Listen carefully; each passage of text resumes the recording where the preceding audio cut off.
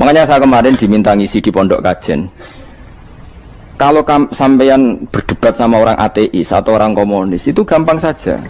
Dilatih begini seperti teorinya Quran. Ya nanti saya teruskan, ini tak ulang lagi ya. Saya ulang lagi ya. Andai kan nggak pernah terjadi telur itu jadi ayam, nggak pernah terjadi sama sekali. Telur itu jadi ayam. Terus kamu mengasih tahu orang tadi, telur ini loh nanti jadi hewan yang hidup terus terbang. Mesti dia bilang muhal, mau benda mati kok nanti jadi benda hidup yang terbang ngalor ngidul. Berhubung sering terjadi dan dia pun tidak ikut bikin, bilang mungkin. Paham? Saya ulang lagi ya. Berarti dia bilang mungkin karena sering apa? Terjadi dan dia lihat. Andai kan pertama kali nggak ada telur sama sekali yang jadi ayam, terus pengalaman pertama di dunia belum pernah terjadi. Kamu kasih tahu telur ini nanti jadi ayam terus terbang. Orang ini bilang muhal enggak? Muhal. Berhubung sering terjadi bilang enggak? Nah berarti kita nanti bangkit dari kubur gampang saja bagi Allah. Cuma belum pernah terjadi kamu mengatakan muhal. Nah makanya otak kita harus dibenahi. Makanya jogeman percaya ambek yang pernah kita lihat, yang sering kita lihat. Percayalah dengan akal, tapi akal waras deh. Karena waras itu serepot tatanannya wangil. Makanya Islam itu melatih. Kul falillahil hujjatul balighah. Misalnya begini ya, dulu kalau Gerwani atau PKI atau siapa sajalah, itu kalau melatih anak-anak TK, makanya seorang ulama harus punya kecakapan penjelasan ibanatul ahkam. Itu anak-anak kecil dilatih. Anak-anak kamu terpejam, mintalah manisan sama Allah. Ya Allah saya minta manisan, saya minta permen. Terus disuruh buka, dapat nggak anak-anak? Nggak dapat bu. Wah berarti Allah nggak ada. Sekarang minta sama bu guru. Bu guru kami minta permen dikasih. Berarti yang ada bu guru bukan Tuhan gitu. Akhirnya jadi gerakan ateisme. Nah sebetulnya untuk melawan gerakan itu kita harus melatih begini misalnya gini. Saya itu pernah ketemu sama orang yang berpikiran komunis. Oh komunis juga. Dia nantang saya gini, Pak Bah, pokoknya saya tidak bisa nerima konsep Tuhan sebelum Anda bisa menjelaskan kenapa ada Tuhan. Jadi, bocah kok elek ini. Nah, aku ngerti aja, sak cerdas ini tetap cerdas aku yakin tetap cerdas aku. Rasanya selain raine seram meyakinkan, tapi pikir tetap cerdas. Kulo itu kan wong Quran nggih, artinya punya pikiran panjang. Mungkin di antara orang Islam kita ini tidak punya kecakapan menjelaskan. Tapi kalau orang sering baca Quran, apalagi dia ngaji tafsir ya, yang waras maksudnya waras lah. Terus rapati seneng duit, barang ini penting. Kalau seneng duit, mari goblok. Yakin ulama seneng duit, mari goblok tak jamin. Umpama alim wis kelas B, kelas C gak bisa, tahqiq gak bisa. Kalau tahu dikandani konco kulo riyen ambek jenengan udah kaca akeh. Lah kena apa? Cok seneng duit, bro. Duit itu masalah bagi ulama. Orang duit lebih masalah kan ya. Maksudnya rasa senang tapi ojo terus gak duit. Sekarang saya tanya, Quran itu melatih kita gini. Quran itu sederhana kalau ngelatih tauhid. Tapi orang pasti ingat. Kata Allah gini, nggak apa-apa, saya tidak Tuhan, nggak apa-apa. Kamu yang Tuhan. Tapi buktikan kalau kamu Tuhan. Caranya gini. Am khalaqus samawati wal ardi. Ya nggak apa-apa, kamu yang Tuhan nggak apa-apa. Tapi buktikan kalau kamu menciptakan langit, bumi. Mereka pasti ikrar, ya tidak mungkin saya menciptakan bumi, saya lahir sudah ada bumi. Yesus lahir sudah ada bumi, nggak mungkin Tuhan. Terus Tuhan membuat pertanyaan kedua, am khuliqu min ghairi syai'in. Ya sudah, kalau saya tidak Tuhan, lalu nggak ada Tuhan, berarti alam raya ini tercipta oleh sesuatu yang nggak ada. Aneh nggak? Misalnya sebelum alam raya ini nggak ada Tuhan. Berarti sebelum alam raya ini kan adanya nihilisme, sesuatu yang nggak ada. Kemudian sesuatu yang nggak ada menjadi penyebab sesuatu yang ada. Aneh nggak? Menurut aneh, sesuatu yang nggak ada itu mestinya kan nggak bisa ngelabeti, nggak bisa berfungsi, nggak bisa ada gunanya. Wong jenenge ra ono iku ora marai apa-apa. Mau ra ono kok dadi sebab. Sesuatu yang menjadi sebab itu yang wujud apa yang nggak ada? Yang wujud. Sak takok ini. Lah kalau nggak ada Tuhan, berarti alam raya ini lalu sebabnya apa? Ya dari ketiadaan, lalu tiada itu menjadi sebab. Yang tiada kok jadi sebab itu tekem lho. Mikir di mana-mana yang sebab itu harus barang yang wujud, nggak boleh tiada kok jadi sebab. Ini kan jadi aneh, sesuatu yang tiada menyebabkan sesuatu yang ada. Terus dia bilang, ya pokoknya ronde ini kalah, kapan tak pikir nganti mati temenang aku ini. Makanya sebetulnya dalam ilmu mantek, pertama itu kita tidak harus iman Tuhan itu namanya Allah, tidak harus. Makanya pertama dikenalkan, sementing kenal Tuhan itu ada dulu. Disebut zat sing wajibil wujud, belum disebut namanya Allah. Allah itu disebut nama Islam, itu paham ya? Saya ulang lagi, Allah disebut itu nama Islam. Tapi kalau penemuan akal hanya sampai kita ini butuh zat sing wajibil wujud, sing menjadi penyebab semua alam raya ini. Di bahasa Arab disebut musabbibul asbab. Belum menyebut Allah musabbibul asbab. Islam pun pertama Iqra turun ya gak nyebut Allah. Iqra bismi rabbikal ladzi khalaq, khalaqal insana min 'alaq. Iqra wa rabbuka. Tuhan itu siapa? Yang mencipta. Nah, yang mencipta ini oleh syariat Islam disebut apa? Tapi dalam logika yang penting kowe kenal sik ono musabbibil asbab. Pastikan bahwa alam raya ini yang wujud pasti disebabkan sesuatu yang ada.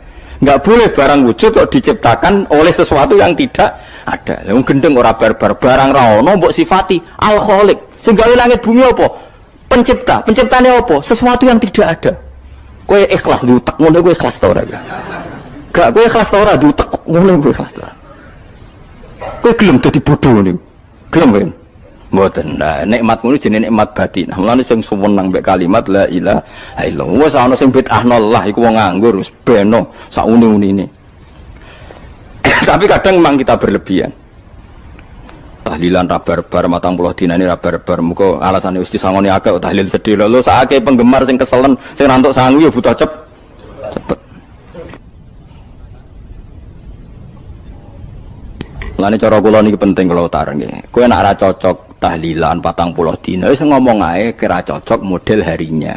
Tapi ki aja menolak kalimat la ilaha illallah iku disifati Kanjeng Nabi kalimat thayyibat. Wong Nabi wis nyifati thayyibah, kalimat yang suci kok nyifati bid.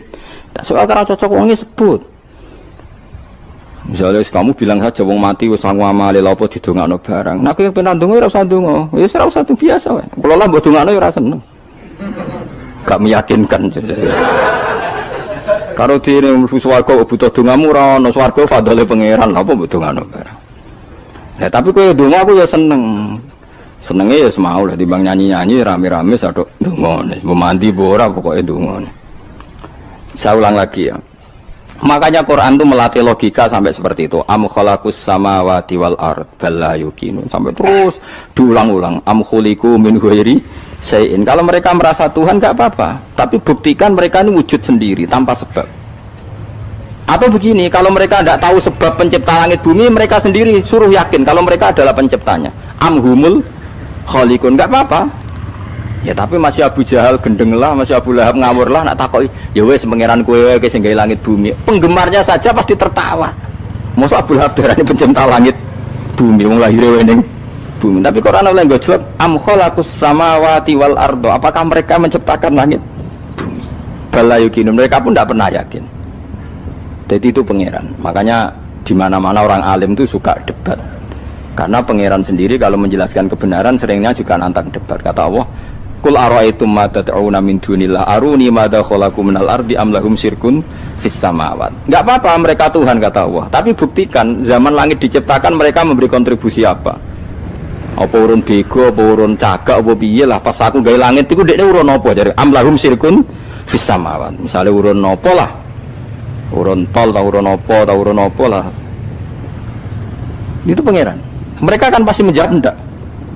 Terus itu nih di kitab biming qobliyada. Kalau kamu nggak percaya Quran sebagai kitab, nggak apa-apa. Tapi buktikan kamu punya kitab tandingan. Nggak, mereka nggak punya juga. Atau gini, nggak usah Quran, nggak usah sakralan. Au atharotim min ilmin, atau kajian ilmiah yang membuktikan bahwa Yesus itu Tuhan, atau yang membuktikan bahwa berhala itu Tuhan. In kuntum shodiqin, nggak apa-apa. Kalau kamu benar buktikan. Nah itu makanya semua Nabi itu punya kecerdasan. Karena tadi Nabi kadung nantang itu nih di kitab biming qobliyada. Au atharotim min ilmin in kuntum shodiqin. Tapi sekarang orang alim soleh itu jarang. Yang ngono anggere wong soleh rapati ngalim, anggere sing alim biasanya rapati soleh. Lah kula itu masuk rontok-rontok ya isih rontok soleh ya rontok, tapi lumayan masih menjaga hujjatullah tadi. Sebab itu ulama dulu mengajarkan Allah itu siapa? Disifati zat sing wajibil wujud. Karena alam ini kadung ada. Kalau alam ini kadung ada, pasti penyebabnya sesuatu yang wujud. Tapi kalau wujudnya mungkin bahaya.